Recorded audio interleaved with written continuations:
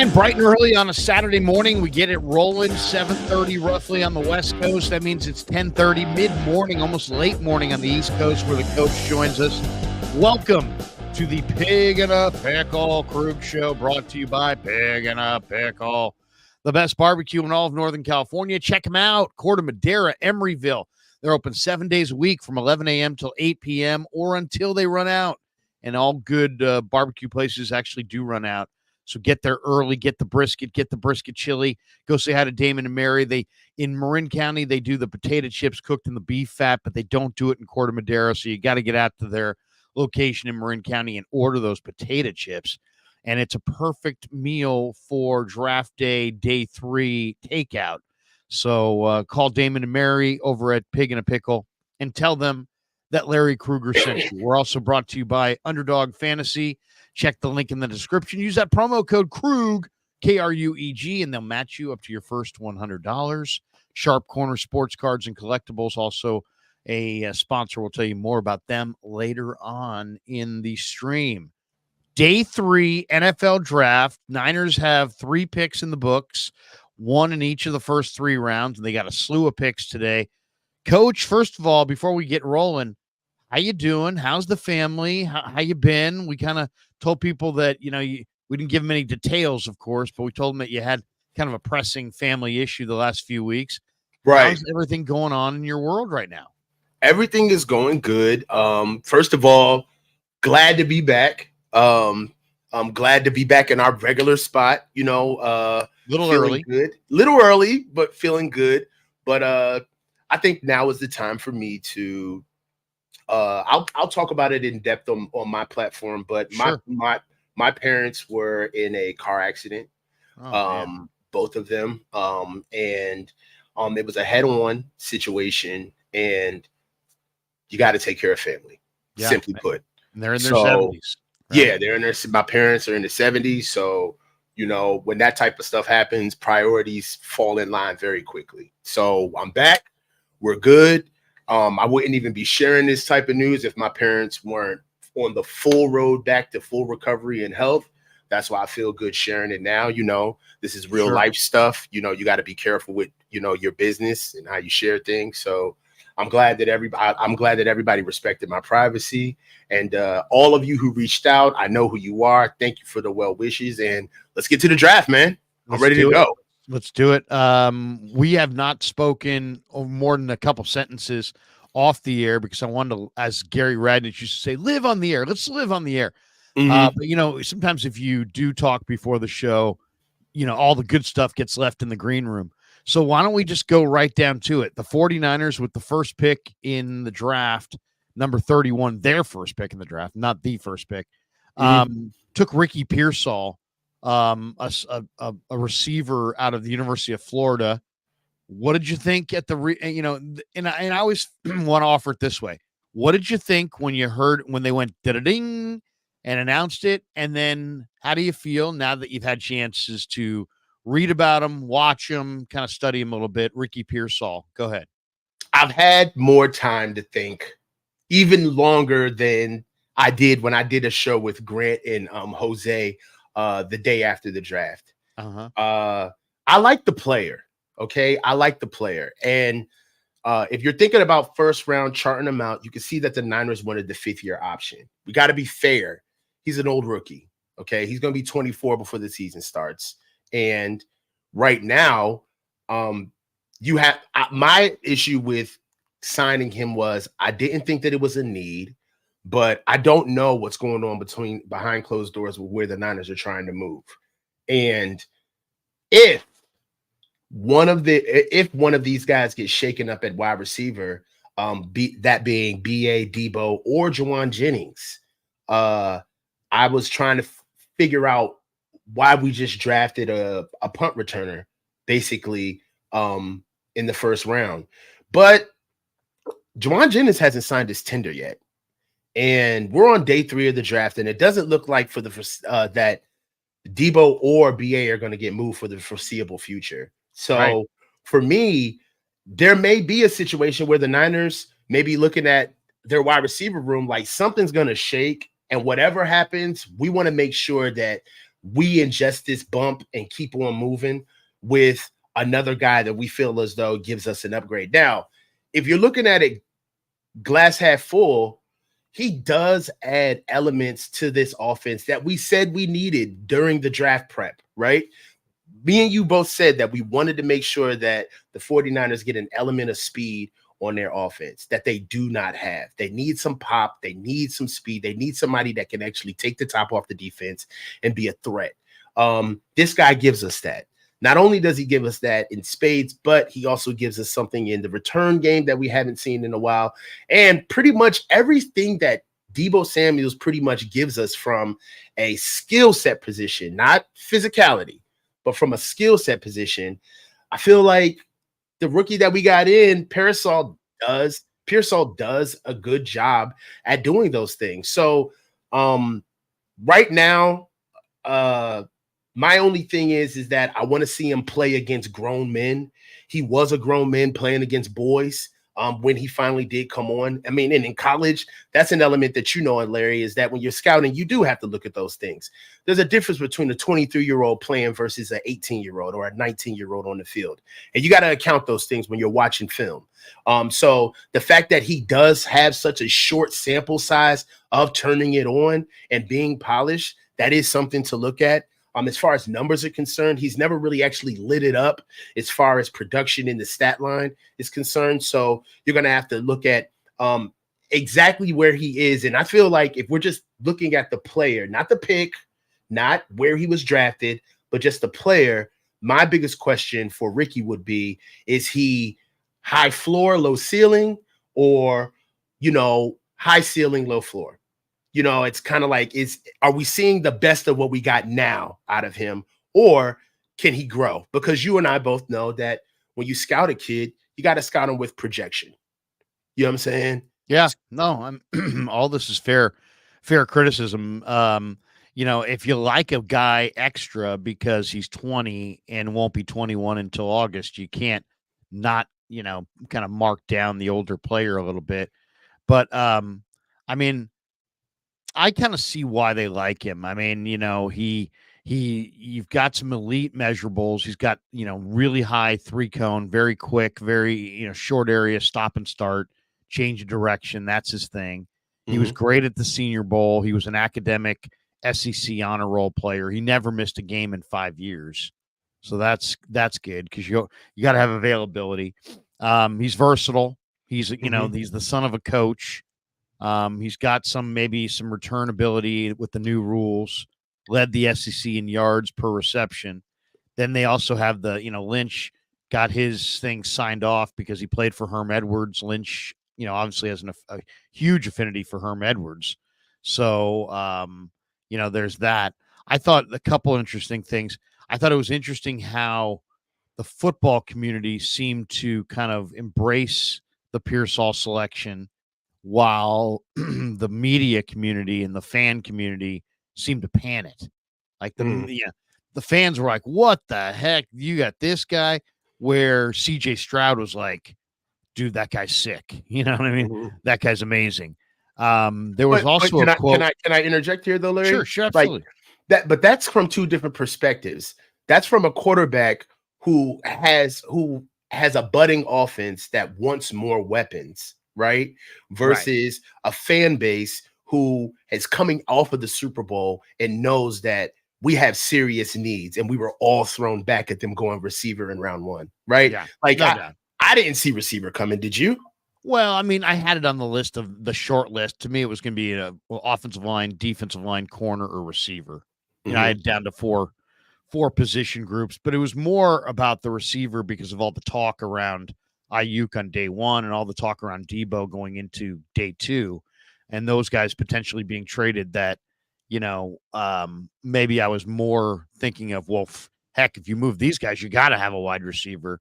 And then the fact of the matter is, this is going to be a very interesting, next 2 or 3 years, because Xavier Legette went next, and you had Ladd McConkey won a couple picks later, and A.D. Mitchell won a few picks after that. You know what I'm saying?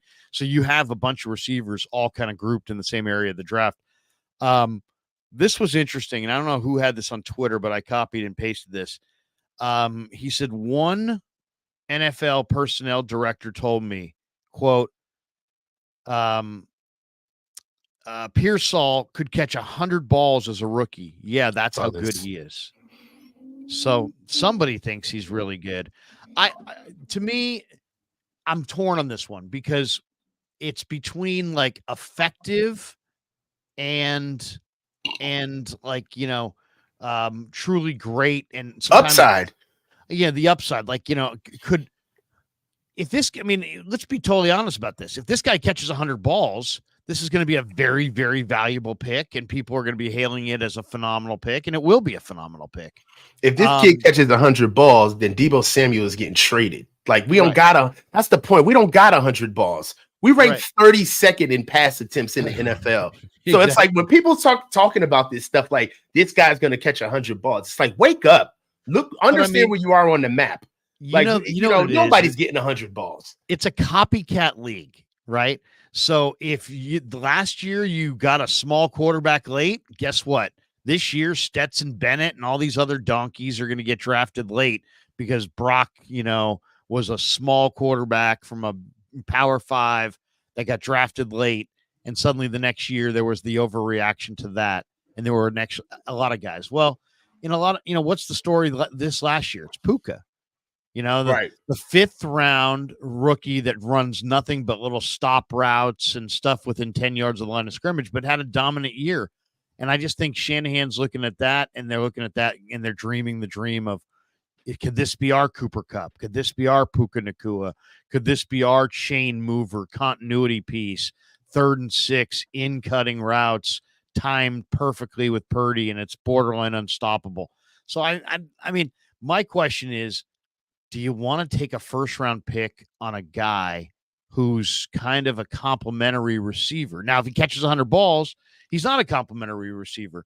But as I see him, because of the durability factor or the lack of durability and the fact that he's got amazing ball skills, but he doesn't have incredible college production, I kind of see him as a great fit for Brock Purdy because he operates in the middle of the field, so does Brock, but also a guy who will never, ever ascend to being your true number 1 wide receiver. And you did draft him in the 1st round. So that's kind of you know what I'm saying? It's weird to draft a complimentary wide receiver in the 1st round of the draft when you need your future right tackle, left tackle, right guard, or center, D tackle, corner, linebacker. It felt like they have a lot of needs, and they went for. Yeah, it felt like Kyle got his 3rd round running back in the 1st round. That's what it felt like. It felt like a selfish pick that is going to be an auxiliary piece selected for the team at the wrong time.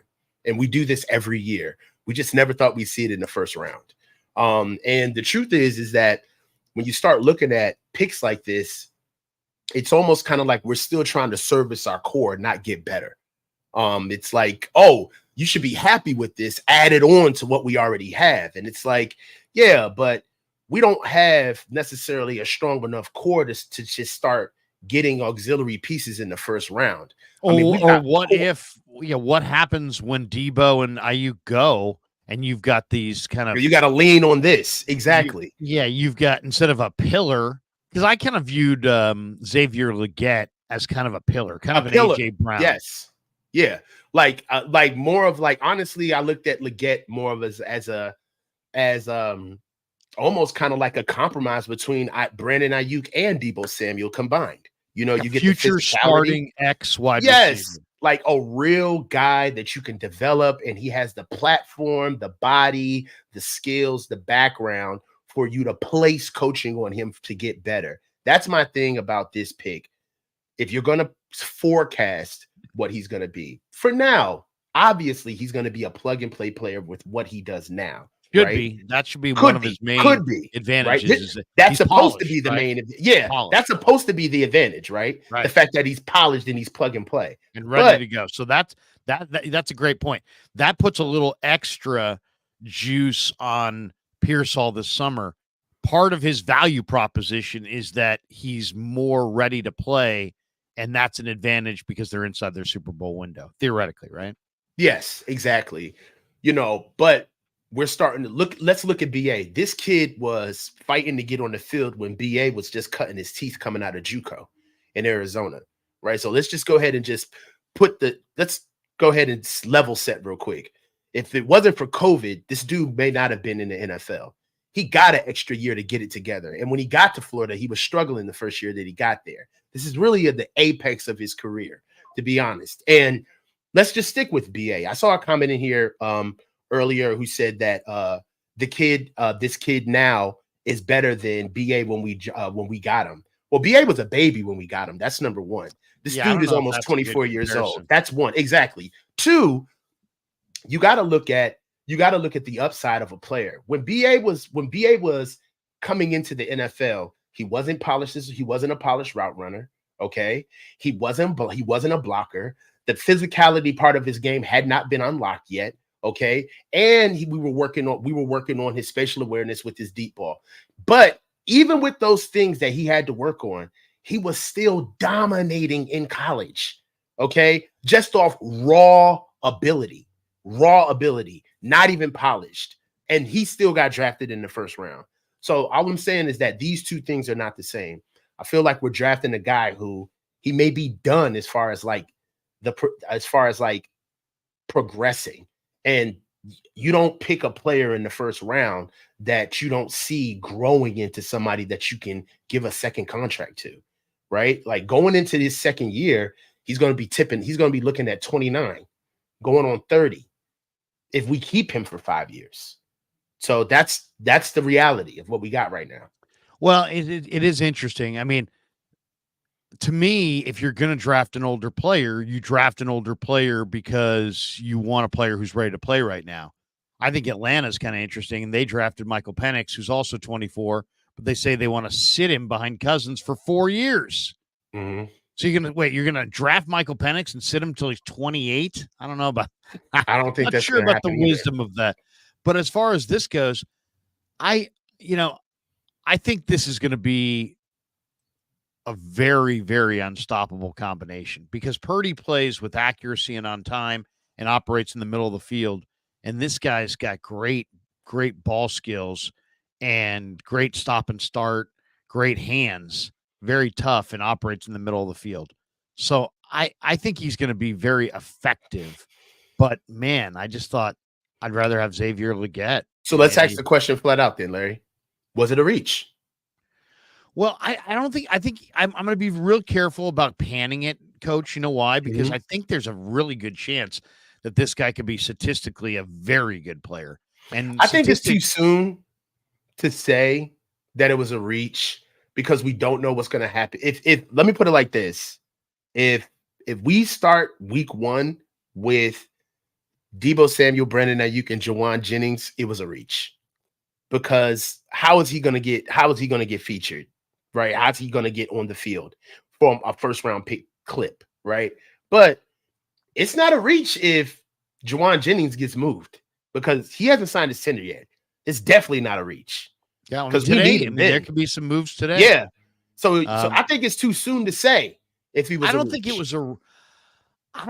was a reach as much as Shanahan has great confidence in his ability to pick wide receivers because he was a wide receiver, and they didn't go according to the board. They went according to their board, and he thinks he knows more than other people about wide receivers, and we're going to find out.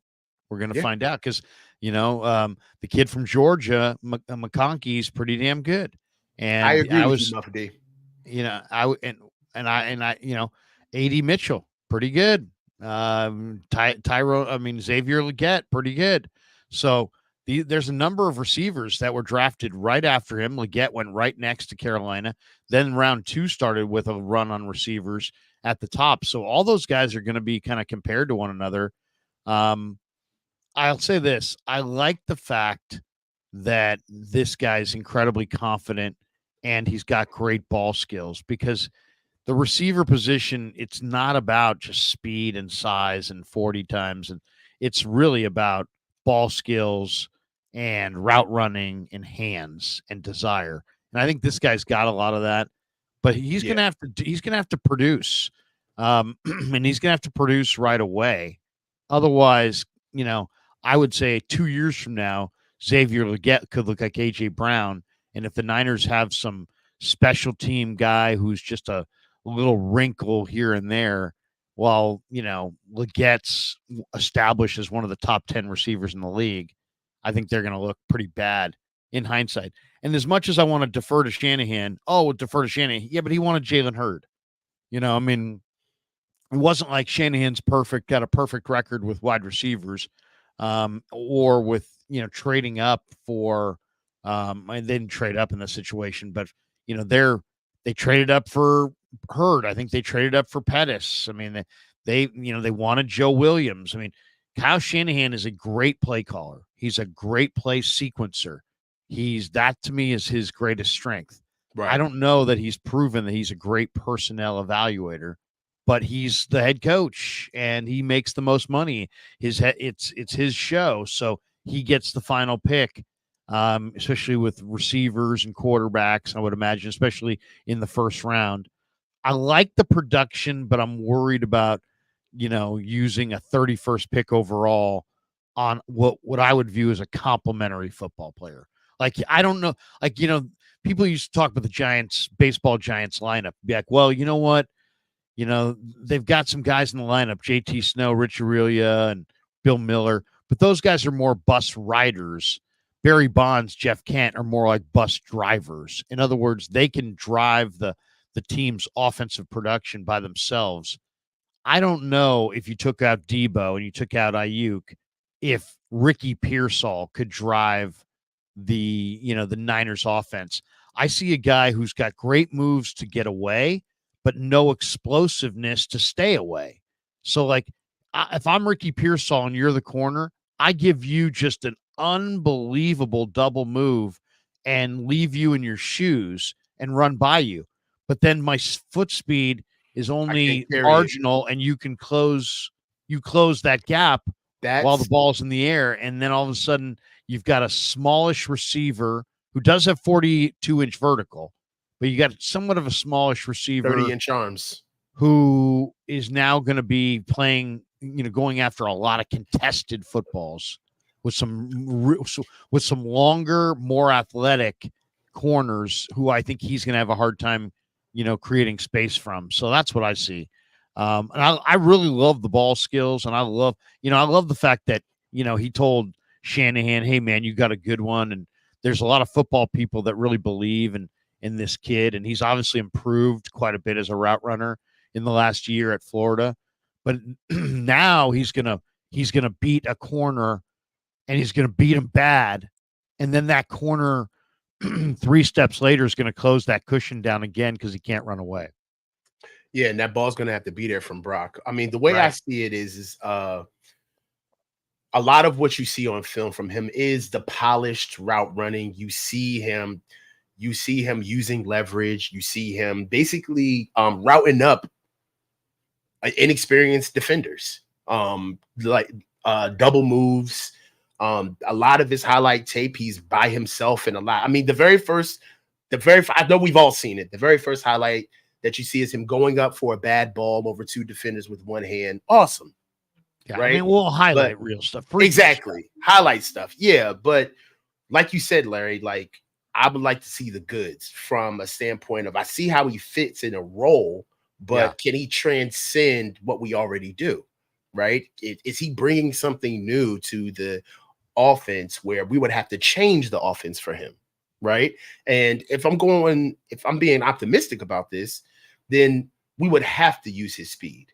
He'd have to clear out. He would have to be going down the seam in that slot position in order for him to be dynamic, because that's what we need. We need a dynamic player, not another piece. And if you're looking at this from a pessimistic perspective, then it feels like we just added a piece. But if you're looking at the skill set that he has and all of the attributes and him being a polished route runner. I mean, and that's something that we really don't have outside of BA. And I'm not trying to, if you think about it, who are the top 3 route runners on our offense right now? You would say Brandon Ayuk. I would say, to me, Christian I would McCaffrey. say Ayuk. Well, no, I was going to say Ronnie Bell's a great route runner, and that so's was my top 3. And so I was going to say Ronnie Bell and Ayuk and probably JJ. All right, Juwan Jennings. Yeah, I think Jennings is a really good route runner when you factor in, the stops, the start, the pressure, the windows. He doesn't run a great 40 time, but man, it seems like he's always there making plays at the key moments. Right. So if you look, let's just go with your list. If we look at JJ, right, and we go with Ronnie Bell and BA, the balls that are going around are primarily going to BA. We need to get Debo and George and Christian McCaffrey the ball, right? And out of those 3, you would say CMC is the best route runner. And then you would probably say George and Debo would be neck and neck and running routes. Debo is not a polished route runner. No. He doesn't create separation. He doesn't get open. And it's a real problem. And I think that being able to bring in Ricky to run those routes that Debo has a hard time running, to get open in those areas, I think that that's kind of like a repurposing, if you will, of our offense, where I feel like he's not going to bring something new, but he's going to start highlighting something that should have already been there. Debo Samuel got a lot of targets in the Super Bowl, and it was a rough outing. And that's not the first time that's happened. So what I will say is that he may not bring something that transcends the offense, but he definitely can bring something where he streamlines and optimizes what should have already been done. And if you're Kyle, you are looking at the offense of the Super Bowl, the offensive performance of the Super Bowl, and you're saying to yourself, well, Brock can't get that ball there because you simply are just running lazy routes. You cannot get open. And I could see why this kid out of Florida was some enticing for them to make this pick. He's going to help Brock. He's going to help Brock for sure. I mean, I'll say this. I mean, the one thing is, people like to, judge the book by the cover at all times. And there were a lot of people that just didn't know this name because they didn't see him in a lot of mock drafts. And that's on them. That's not on him. There's also people that judge him because he's a white guy playing wide receiver. But I think if you really look at some of the numbers around him, white guys play receiver. But as far as they question his athleticism, he does have 42-inch vertical. Yeah, he got a 42-inch vert, dog. Like, you can't. 42-inch vert. That means he's flushing it on you. But he's a freak. He's 4.41. People say, well, does he have 4.4 speed? There's a big difference between 4.49 and 4.41. Huge. 4.41 is you're moving. That's world class. And this guy's he's not a tiny little guy. He's 6'1", close to 200 pounds. He also caught 70% of his targets this year. He only had 1 drop. He's got that short area burst. We saw him make the one-handed, catch, so we know he's got some pretty good hands. But you mix in the fact that Florida's quarterbacks were pretty bad. He had a 97th percentile vertical and like a 98th percentile on that 3-cone. I think he had like his 10 split was ridiculous too. I think he had like I forgot what his 10 split was, but he had like a really good 10-yard split. Nasty 10 split. He lined up outside 50% of the time, 51% in the slot. So he was more in the slot than not. 87% success rate against man coverage. There's a lot of people that are like, oh, well, the Niners struggled against man coverage, and now they got a receiver that can't beat man coverage. 87% success rate against man coverage. Elite hands, 4.7% contested catch rate. This guy's a dynamic player in the slot. 45% of his routes were in breaking routes. So that's where he fits Brock. He's tough. He can block downfield. He's a willing blocker. It's to me, he's a 49er pick, man. He's a not 49er just a pick. slot. He can play inside. I think he can play outside. And he's not your go pattern guy, but he's your quarterback's best friend. and he's got a 74% success rate on the post patterns. As I said, the majority of his routes he runs inside. And I just think that, people look at him and say, well, you know what? What about AD Mitchell? What about Ladd McConkey? What about guys who, McConkey ran a better 40 and Mitchell had better production? But obviously Kyle wanted this guy. 20-yard split is excellent. His 3-cone was 6.64. That is super elite. So he's, we'll see. I mean, I'm like you though. I would have liked to have seen, for a guy like this, I would have liked to have seen a little bit more in the box score as far as production. But how much is that? How much of that is on him in this quarterback versus Florida's quarterbacks this year? I've been told, I didn't watch tons of Florida. I don't know if I watched even one half of the Gators this year. But I did study this kid after the Niners drafted him. I think there's things to like, but it's also going to be about durability, because you're talking about yes, he's 6'1", 190, but he operates in the middle of the field. Yes, he's tough at the college level, but is he tough when he gets hit in the NFL? To me, it's about durability, and if he's a durable player and he's available a lot, I think the numbers are going to be really pretty good, because you can picture Brock. The pocket breaks down. He moves to his right. This guy does a sharp movement to an open space, sits in a soft spot, and Brock throws him a strike, and this guy catches it and goes to the ground. What I don't think you're going to see is those chunk yardage plays that you want to see from like a dominant receiver. And I don't think you're going to see that run after the catch that you would have gotten out of Xavier Legette. You're not getting that out of Ricky Pearsall. He's going to make great catches to keep the chains moving, and your offense is going to stay on the field, and you're going to love him for it.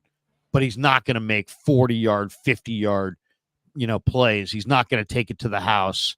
He's a complimentary, keep the chains moving continuity piece within your offense, not, your number one X receiver that keeps, the opposing corners up at night just going, oh no. That's not this guy. No, he's not going to keep everybody up at night, but I will tell you this. He's going to be a guy that's going to become a weapon based off the utilization of Brock Purdy. Yeah. I really think that, again, let's start getting traditional now. It ain't about Kyle. It's about Brock, right?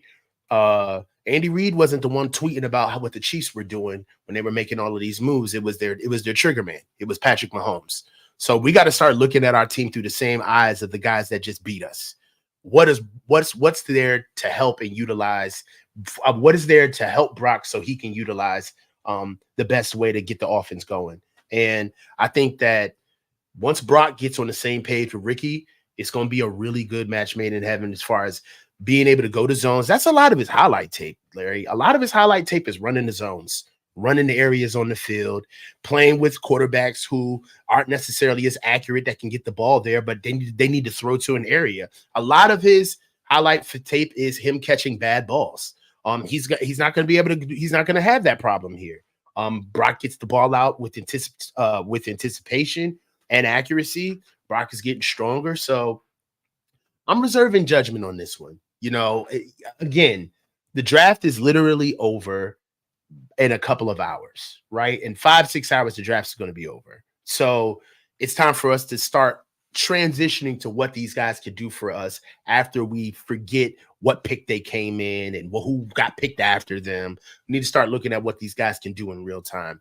I'm happy about the pick, and it gives us a contingency if anything moves with Brandon Ayuk, Debo, or Juwan Jennings. And if not, we have yet again another weapon that I'm sure that cream rises to the top. So we'll see.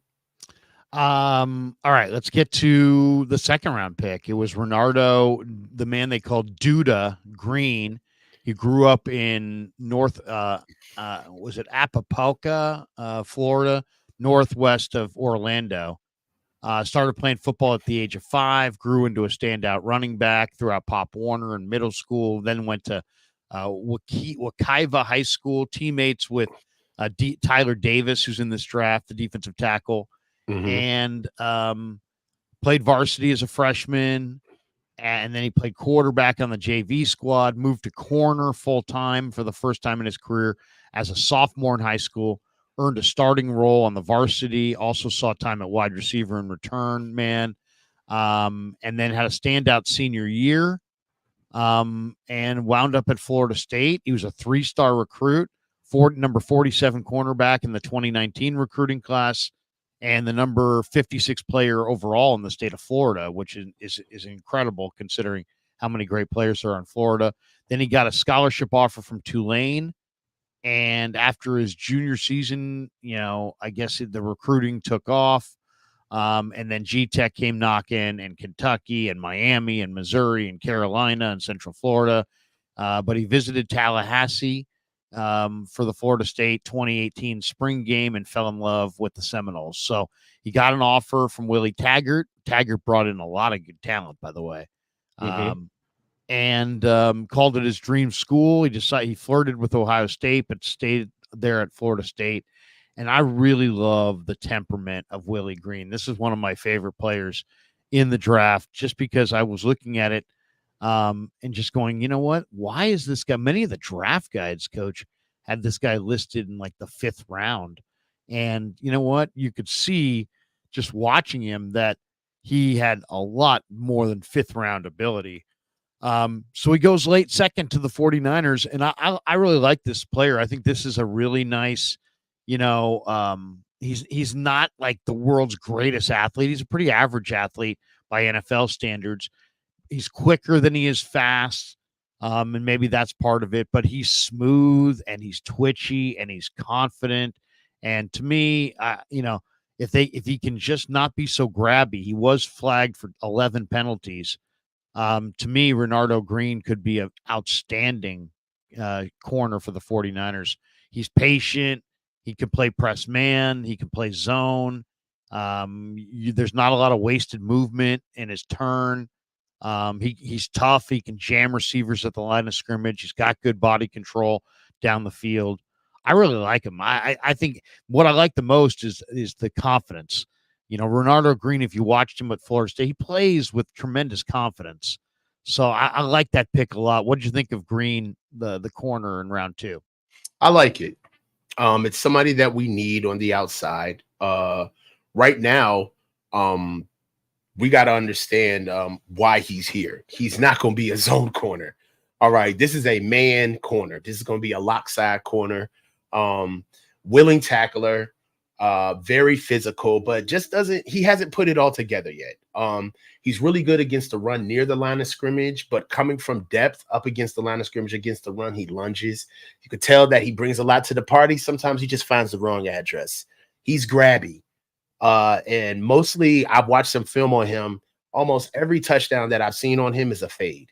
He has a real big problem with fades. So that's the bad stuff, because there's a ton of good. All right. He's athletic, a willing tackler. He plays with great anticipation, stays in phase, has fluid hips, very good feet. He's got a good trigger from getting out of phase at the top of routes, triggering on the ball. One thing that looked great against the LSU receivers in that game. Oh yeah, he did amazing against, who was that? Malik Neighbors and Brian Thomas, I believe. Yeah, he locked up Neighbors on the goal line. Had an amazing had an amazing game against LSU. Also, he had some safety. He has a little bit of safety. Experience. Safety. He played 2 years at safety. So he had some safety experience. I mean, if we look at his change of direction, being able to stay with different receivers is elite. That's something that I've seen from him, where his ability to stay in phase is something that we're never going to have a problem with him. He flows and bends with the route, stays with receivers. He's always in their pocket. And one thing that I like about him is that he chokes off at the catch point. So he's always going to be there in short, intermediate passing routes, slants, now routes, screens. I mean, he's going to be your demon near the line of scrimmage. He's a lot more physical at the line than you would think for a guy who doesn't, he's not the biggest guy. The only thing about him is that he struggles when he carries vertical receivers, and he really struggles when he carries vertical receivers deep. So that's something that we're going to have to help him with. That's kind of the reason why he was there for us and didn't get drafted earlier. Honestly, if he had that situation kind of handled in his game where it's in a little, I hate to say this, but in a way, he kind of has the Ambry Thomas issue. Remember when Ambry, his issue was he would be in phase. He would stay in the hip pocket. He would be pushing the receiver to the sideline, but he just could not locate the ball. He could never locate the ball never. And we got a little bit of this with Renardo. He has an issue. He does everything perfect, runs in phase, stays in the hip pocket, but sometimes he'll panic and face guard instead of simply just turning around and locating the ball. So these are some small things that not small, but these are some issues that I feel like are fixable. But as far as like the player is concerned, he's a dog. We got a dog. He's going to play hard. So I feel good about it. Yeah, no, he definitely. To me, it's the temperament that sets him apart. He was a 2-year starter at Florida State, and he played the perimeter. And Adam Fuller was a DC there, and they luckily for the Niners, they do play at Florida State kind of balanced coverages across the board. They play a lot of man, they play off man, they play zone, they play two high, they play single high. I mean, they mix it up. So this guy's been exposed to a lot. I kind of wonder if this is their answer at free safety, if they can't find a free safety, because to me that, they're one injury away from, well, who do you want to play at free safety? George Odom or who's a special teamer, career special teamer, a good one at that, but a career special teamer, or somebody like Renardo Green, who, maybe can't get on the field at corner because of the depth, but might be able to get on the field right away at free safety. And I think that's a poignant question that I feel like one of you guys need to ask Kyle and John. Is Renardo Green at corner? He's a very good prospect, but at safety, he could find himself a permanent home for us. He could be a very dominant cover guy, because yes, you talked about the questionable long speed, and I think that down the field, that is kind of his weakness. That's in yes, we know he's got the coverage ability to play safety. The question is, does he see it? Does he play the right angles? That kind of thing. Yes. Yeah, and if you take bad angles as a safety, it's a huge play. But I love the confidence. I love the swagger. I love this guy's ability to mirror top players down the field. I love the fact that he's been in a, kind of a scheme versatile type system. So he's played in a lot of different schemes, but I love that play personality. I love that competitive fire, because you can't coach that. You know what I mean? If a guy doesn't have that super swag, competitive fire, it ain't going down like that kind of an attitude. Yeah. Like we ain't having it. You're not putting it, you're not going to give it to him. You're not going to, what, I talked to him and now he's like that. Now he's a dog. No. You either are or you aren't. And I think this guy really is. And I love the confidence that he played with, even against some of the best players. I mean, it's like Malik Neighbors, Brian Thomas, these are two of the best receivers in all of college football, maybe the best. And he stood up against those guys and was like, hey man, I'm in your class. It's not like I belong on the field with you. So this is going to be an all-day sucker, and you better be ready for my physicality. And he tied them up on the goal line. I mean, all the hand fighting. I love the competitive fire. I mean, you take that physicality, right? Think about it. Like one thing that we like about his game is that he's physical, but he's almost physical to a fault, right? You watch his game. You take that physicality at corner and you take that and you shift it to safety. It's almost perfect. Right, like he wants to hit. If you see how he comes up in the run game, it comes in run fits. You could tell that if he was 30 pounds heavier, he'd be a hell of a will. Like it's this, you could tell that he wants physicality. If you put him at free safety, we may be giving him exactly what he wants. But again, he's got to see the field. He's got to be able to see the angles. But with that 4.49 speed back there, that's more than enough speed at safety. All right. If he knows his angles with that physicality coming in from depth, I don't know. We may be looking at our next free safety. We don't know. Just I like really, the same thing with Dominic, we may be looking at our next right guard or center. Yeah, well, let's get to him too. Let's talk about that. So round 3, they traded up with Kansas City, or with Philly, I should say. They gave Philly pick number 94 and pick number 134, and they moved from 94 to 86. And they did it to draft Dominic Puni, a guard from Kansas. And the more I watched him last night, the more impressed I was. First of all, 6'5", 313 pounds. Started, nothing was handed to this guy. Started his career at Central Missouri FCS. Played left guard, played left tackle, played some right tackle. And only 2 penalties all season this year. I love seeing that. Really nasty. This guy, is a dominant player in the combo blocks, looking to hit people. I love that attitude that he plays with, where he's looking for contact. And if you read this kid's story, his dad kicked his butt. His dad played football at a small school, and they have an super athletic family. The mom, the dad, all the brothers and sisters, they all play major college sports.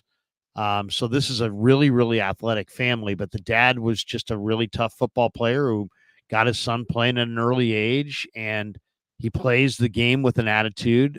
Dominic's the youngest of 4 kids, grew up in St. Charles, Missouri, which is just outside of St. Louis. Went to Francis Howell Central High School, played defensive end, which I always love when you see a defensive, offensive lineman who has a defensive lineman history. Then played offensive line as a senior on the varsity. Also played volleyball, ran track. Then he was a no-star high school recruit. Was headed to play for the Sycamores at Indiana State, but then wound up at Central Missouri because his older brothers played there. And then transfers after he goes the full boat at Central Missouri, gets his degree, transfers to Kansas, was a 2-year starter at Kansas, and got kind of put on the radar. He's 25 games. The guy has very few penalties, so 0 sacks allowed, by the way. 0 sacks allowed in 25 games at Kansas. So he's really been very, very good. I love him because he's, the guy did have left knee surgery, by the way, in 2021 on his left meniscus. But the coaches say he's calm, he's steady, he's graduated with his degree. His cousin is AJ Espinosa, the Buffalo Bills defensive end. But this is a 6-year senior, 33-inch arms. He can anchor against the bull rush. 27 career starts at left tackle, 13 career starts at left guard, 3 career starts at right tackle. He's a little bit older, as we said. He's 24, just like Pearsall. Considered to be a better pass protector than a run blocker, but he's kind of nasty in the run game. And just a big, powerful offensive guard. And really, if you say what's the real sell, if you're trying to describe Dominic Puni to somebody who hasn't seen him, the advantage of Puni as a prospect is he can play all 5 spots, and he's really physical and nasty. So that I like. What did you watched him? You studied him. You've read about him, I'm sure. What do you think of Puni? What do you think of that pick in the 3rd round? Again, I love him for what we do. Right? Let's just face the facts. We don't value the position at a high level. All right. So him coming in right now, he's obviously a guard center prospect for us, not a tackle. That's the way I see him. I think that he's got the base. He's 6'5", 313, but he doesn't have the length. He's got 33-inch arms, and he doesn't play long. One thing I will say about him is that the strengths that he has is that he's got great feet, above average athleticism. He's a high motor, high effort guy, never tired. I mean, and that's hard for linemen. You know how sometimes we get that lineman huff going. So he's never really tired. Pops off the ball almost all the time. One thing I will say is that he definitely has kind of he's baked in some bad habits in technique through him playing football, college football for so long. He went to Kansas, and I don't think he necessarily went to a level of football that is really going to make him pay for bending at the waist so much, right? He'll get off the ball fast, but he doesn't necessarily sustain blocks. He's got really strong hands. He means well, but at times he takes bad angles, and his hand placement kind of falls off on defenders. Now, this is happening in college, and this is another reason why I'm looking at him the same way I'm looking at Ricky Pearsall, is that this is a grown man playing college football. All right. There's a difference. All right. When you're coming up, you're a sophomore, you're a junior, you're a senior, you're coming up, that's fine. But when you're playing 6 years of college football, you better be dominating. So for me, I want to see what his upside can be for us. Right now, he could be our best right guard that we have playing with us right now, just off athleticism and play alone. So I'm excited for him being another piece to our offensive line. You have to ask, is he going to get better? How is he going to look against elite defenders week in and week out? That remains to be seen. But and can he play the right side? I mean, he's played his experiences left tackle, left guard, right tackle. Can he play right guard? I mean, if he's played guard is the easiest position to learn on the offensive line. Right. Guard. If you can't play guard, you can't play offensive line, period. So he could play guard. If he's played tackle and center, he could play right guard. It's a less laborious position, especially from a mental standpoint. There's not a lot you do at right guard. So, but one thing about right guard is you got to be strong. You got to be stout at right guard. You cannot get moved off the point of attack. And that's something that he struggles with. He, like you said before, I believe you said it, but he is a much better pass blocker than he is a run blocker. And that's something that they're going to have to work with him here. But also, Coach Forrester is going to be able to link him next to Jake Brindle and Colton McKivitz, and we'll see how he does at the position. But right now, him coming in, I see that as an automatic upgrade. I like the pick. I do. We just got to see what he's going to do in the league now. As far as, who did well, who didn't do well, it's always hard to do that before the end of the draft. But I'll say this, a couple teams that I thought did exceptionally well. One, the Pittsburgh Steelers. Jesus. They got Troy Fatanu, the guard. Then they got Zach Frazier, the center. Then they got Peyton Wilson, the linebacker. And they got Roman Wilson. Or maybe they didn't get Peyton Wilson. They got Roman Wilson, the receiver. But, I mean, just Frazier and Fatanu. My God, I think those are my two favorite offensive linemen in this entire draft. They got the best interior and the best exterior offensive linemen in the draft potentially. The Steelers, my goodness. And then the Rams got Jared Verse. The Rams got Blake Corum. The Rams got a third guy that was pretty good too. The Rams look pretty good. But anybody's draft stand out to you? The Seattle Seahawks draft. They picked up Christian Haynes. UConn, Connecticut. Yeah, they did very well. They also picked up Braden Fisk, the D tackle from Florida State. They've done a lot. The Cardinals are doing good. Arizona picked up Max Melton, the cornerback from Rutgers. Yes, he's great. And they got Elijah Jones. Didn't they get two corners? Yes, they did. That was just about to say. They picked up Elijah Jones. It's our division particularly is doing well. Our division alone. I've seen the Seahawks do well. I think the Rams have done well, and I think Arizona has done well. So right now, we got some work to do because I'm very happy with their drafts. Max Melton is a really big piece for them. So moving forward, Braden Fisk for the Rams. I mean, they need D line. I mean, he's not necessarily, Aaron Donald fit, but it's something that you definitely will see, that you definitely can see him being a big fit for them with being so athletic. They also got the Cardinals. I mean, we have to talk about Marvin Harrison Jr. with Kyler Murray. How's that going to look? Yeah, seriously. You know what I mean? A lot of teams getting better. Let's do this. Let's read some of the supers here, and then we'll get to best available, and we'll wrap this thing up before day 2 gets underway. All right, we got this one. Go ahead, Coach. We got Gary From Gary Schetzel. Schetzel. Coach and Krueger, love you guys. Glad your parents are good. Thanks, bro. Purdy's first full offseason means he will become Lisan Al-Gabe and lead us to paradise. Not sure what Lisan Al-Gabe is. Yeah, I don't know. There you go. Appreciate that. Blake Kirschman drops $4.99. Yeah, I tend to think they may be airing it out more. 4 wide looks, less mileage on CMC. Time will tell, but Kyle could get in his bag with these weapons. So you think they're going to? Well, I mean, I will say,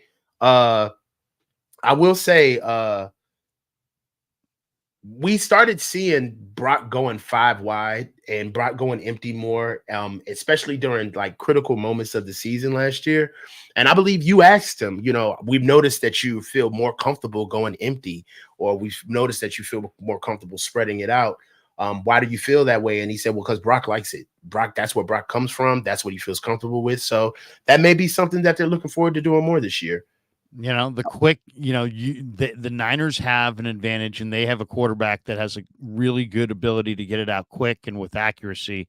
And then you're just saying, hey, you know what, can and processes what he sees quickly. So if you process what you see quickly and you can get it out quickly and you can put 5 eligibles out there, man, it can be kind of like a pitch and catch thing that's hard to match up with. Marcus Ray's got this one. Yeah, who's left that you want them to get today? Well, we're going to get to that in the next. We're going to get to that in the next segment. Yep. And then B Cruising 302 dropping a 5 spot. Kyle loves himself so much that he's drafting himself. See what I did there? Yeah. He reminds me of a certain receiver. Oh, no Diddy, Muliak. I got you.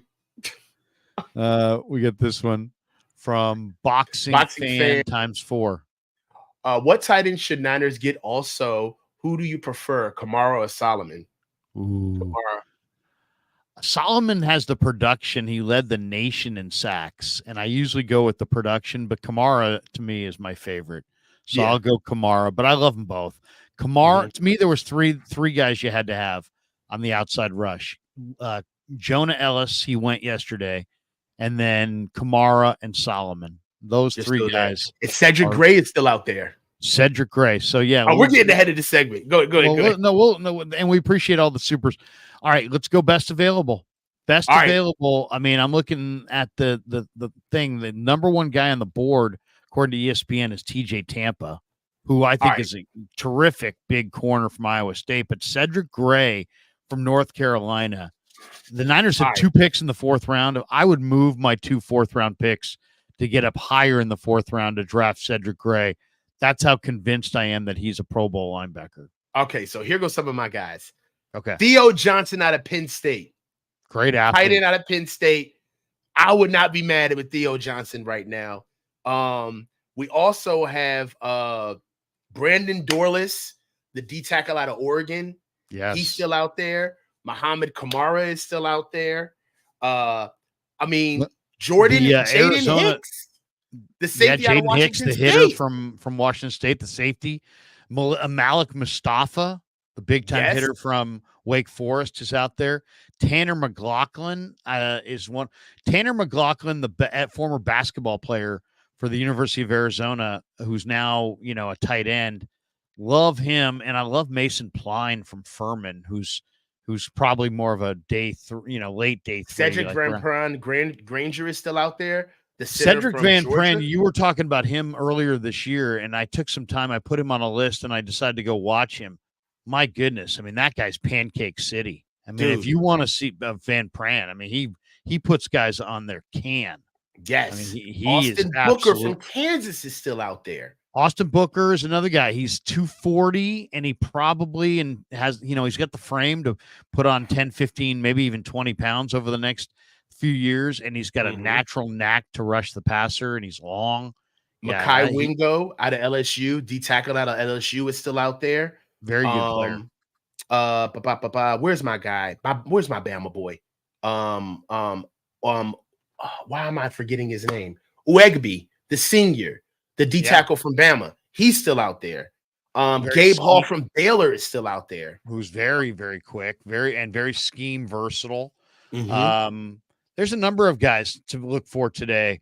I'll give you a list. Kalen DeLoach is a sub-package linebacker from Florida State who runs 4.47 at 5'11", 210, but he's a tremendous player. Really good hitter, very aggressive. Really love Kalen DeLoach. I think he's very much of a sleeper. Mason McCormick from South Dakota State. Yes. The guard is a really, really good player. Javon Foster from University of Missouri, to me, is maybe the best tackle. The Niners still, they got a guard in Puni, but did they get a tackle? I'm not sure if Puni. Who else is a sneaky good, who would be a good get right now? DJ James, cornerback out of Auburn. Yes, who had the game-clinching interception against the Cal Bears. I was at that game. Couple guys that I really like, too. Sione Vaki, who we had on the show. Vaki, the Niners are showing a lot of interest in Vaki. No, the running back, right? Well, he's both. He's a running back and safety. And, Cole Bishop, his teammate, went yesterday. But Vaki, I think, is a round 5 guy. They're showing a lot of interest in him. I think he could be here. Malik Washington from University of Virginia. Yeah. Malik Washington is a terrific player. He's on the board. I kind of think I don't see the Niners going quarterback today, but the quarterback I love is Austin Reed, who threw to Malachi Corley at Western Kentucky. Yeah. He is a good quarterback for sure. Well, if you're still thinking about receivers, Troy Franklin out at Oregon is still available too. Which is amazing. Why do you think that is? That's my guy. Huh? Why do you think that is? Some people thought he was going in the first round. I have no idea why he's still available. But getting Troy Franklin would be amazing. That would be great. Yeah. I'll tell you another guy, running back that I love, and it's a great running back day 3. I mean, there's all kinds of running backs, but I love this running back from TCU, Amani Bailey. And he's like 5'10", like 210 pounds, but he's like shot out of a cannon. Did Isaac Garendo get picked up yet? No, he's there. He's there. Another sleeper receiver, a couple sleeper receivers to look for: David White out of Western Carolina, and Tyler Harrell, who played at Bama, played at Louisville, played at Miami, runs. The speedster. The speedster. Yeah. He's going to be in this thing. To me, one of the biggest sleepers is Willie Drew, the cornerback from Virginia State. I think he is a terrific player. Garrett Greenfield, the offensive tackle from South Dakota State. The former Cal Bear who finished up at Colorado State, the corner, Chigozie Anuzium. Really, really good player. Ran 4.37, 6'1", 205-pound corner. But runs really, really well. So, there's a lot of interesting names out there. Kyrie Jackson, I believe, is still available. I forgot my boy. What's my boy? The tight end out of FSU. Jaheim Bell. He's there. Jaheim Bell. He's still there? Yeah, he's there. Yeah. He's there. So, it's gonna be a very interesting day 2. Another guy that I love is the Oregon. He went to Oregon as a corner, and then went from corner to safety, and now is being thought of as maybe even a weak side linebacker at 225. Jamal Hill, day 3 sleeper. Jamal Hill, love Jamal Hill from the University of Oregon. Who's my boy out of Miami? Did that safety get picked up out of Miami? That tall safety, James Williams. No, he's there. He's there, and he's probably going to go early today. It's funny, if you read that story on James Williams has had a rough life. I think he saw one of his parents assassinate one of his other parents, which is that's a tough thing to That'll get wake through. You up. That will, but I mean, he is in some ways he's a unique guy. 6'5", 220. Is he a strong safety? Is he an outside backer? I think he could be a great solution for the 49ers to defend Travis Kelce. You're talking about 6'5", 220. I mean, He was a he could be our new five-star. Kyle Hamilton. Everybody's looking for that long safety, that long star. Yeah, this guy was a 5-star. I mean, he was a 5-star prospect coming out of high school, and he's nice. He definitely is a guy that could really help. He can't run. Niner Empire 101 said he can't run though. Well, I mean, to me, he's more. If you watch him, he's more athlete than he is natural mover. So I'm worried about playing him at safety. To me, I like him more as a blitzing linebacker, but I think he can run well enough. Yes, Christian Jones out of Texas. I think that he's another guy that could get picked up. I agree. Christian Jones looked so good in the one-on-ones in Mobile. The thing about Jones that's special is he's got a ton of experience. He's played a lot of college football. So he's very, very experienced player. I'd put him right there with Javon Foster and Garrett Greenfield in that day 3 offensive line sleepers. And Evan Anderson is a monster defensive lineman who the Niners brought in. He's about 360 pounds. He's like 6'4", 6'5", 360. He's a gigantic one technique. I don't know if he's got any pass rush at all, but he's got nice feet and he's a monstrous size inside. What do you think? I mean, what is the ideal player to put next to Hargrave at this point? Do you want that? Do you want that one technique who absorbs blocks and plays the run, or do you want another pass rusher?